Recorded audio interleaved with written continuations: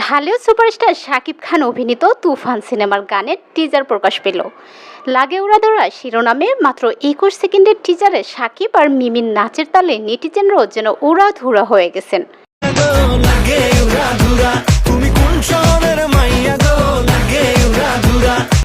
শনিবার 11টা 45 মিনিটে SVF চ্যানেলে মুক্তি দেওয়া হয়েছে লাগে উড়াদোড়া গানটির টিজার।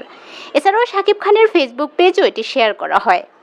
টিজারে দেখা যাচ্ছে রাতের ঝমকালো পার্টিতে নাচছেন শাকিব খান ও কলকাতার অভিনেত্রী মিমি চক্রবর্তী। সঙ্গে আছেন জনপ্রিয় সঙ্গীত শিল্পী প্রতিম হাসানও।